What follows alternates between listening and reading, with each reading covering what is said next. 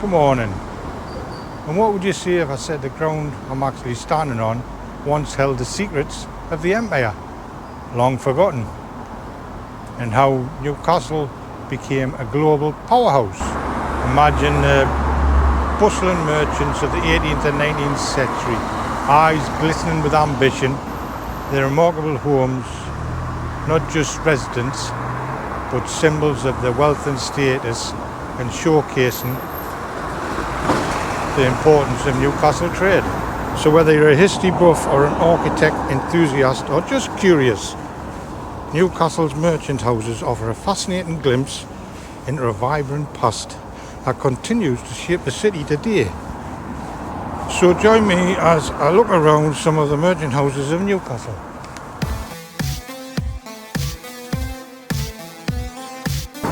Probably the most well known is Bertie Surtees House.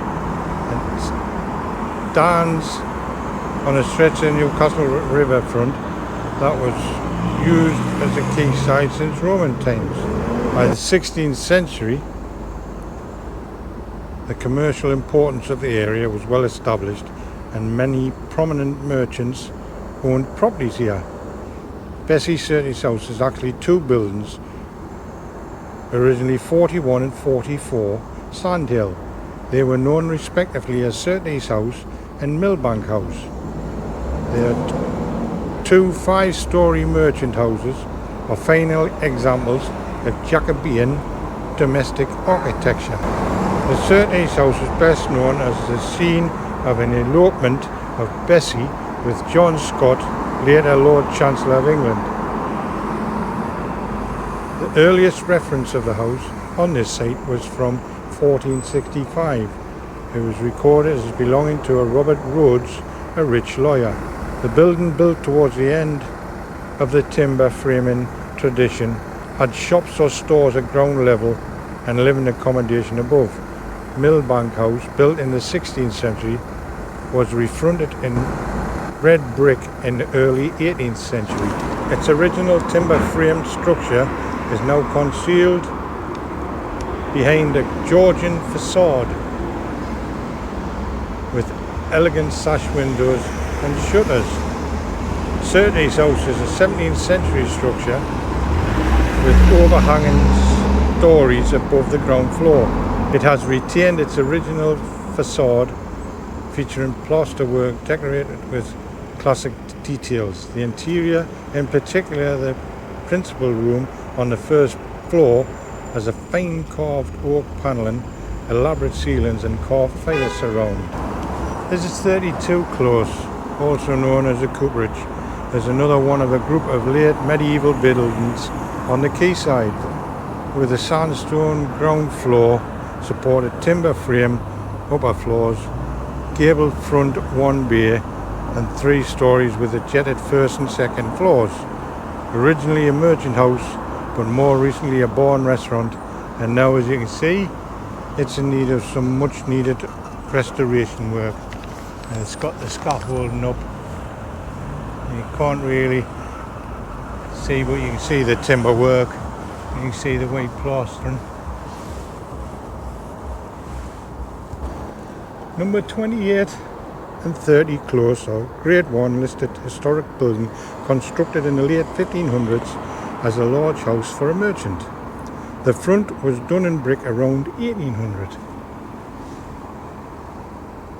The building was acquired in 1983 and managed by the Tyne and Wear Building Preservation Trust, and it took 30 years of phased restoration work to bring it up to what you see today. The building provides a characterful home to the House of Tides restaurant, while still retaining the flagged floors, cast iron pillars and exposed brickwork downstairs, with equal amounts of character upstairs, courtesy of sloping floors, wonky ceilings and carved beams. And this is a quayside Witherspoons, previously the number 1 Lloyd Bar and restaurant, and it's in number 35 The Close.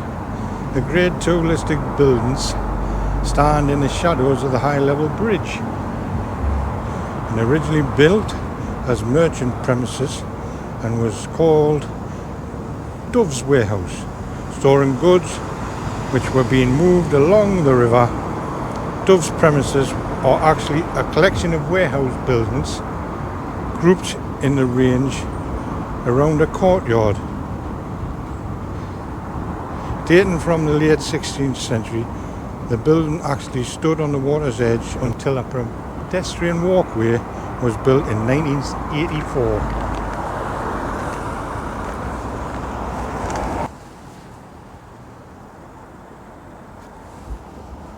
The Big Market is one of the most ancient parts of Newcastle, and the pair of merchant houses in front of me are the oldest surviving buildings. They were built around 1750 and would have been quite grand in their day. And the one on the right was once occupied by the Lord of the Manor. The area is known far and wide these days for its nightlife, but it was once famed for its markets, which have been held here since medieval times, attracting buyers and sellers from across Northumberland and Durham. The Old Half Moon next door was one of Newcastle's principal coaching inns, with daily services to London. So this is a busy part of town and would have been a good place for merchants to live and do business. The first occupants are unknown, but by the beginning of the 19th century, the one on the left was owned by a saddle merchant called John Reed, who had his showroom on the ground floor. The house on the right was owned by a Daniel Oliver from 1820, who lived above his grocery shop. A cheesemonger called Alex Bertram took over John Reed's premises in 1840, and in the late 20th century, Abdul Latif opened the Rupali Indian restaurant on the first floor of the house on the right here in 1977. He claimed to have the hottest curry in the world. Hey, as you can see, the weather's changed in miserable drizzly rain. But I hope you enjoyed this little video of the merchant houses in Newcastle. I hope you found it fascinating. If you did, hit that subscribe button, give this video a thumbs up, and hit that notification bell for more videos in the future. And we'll see you in the next video. Thanks for watching.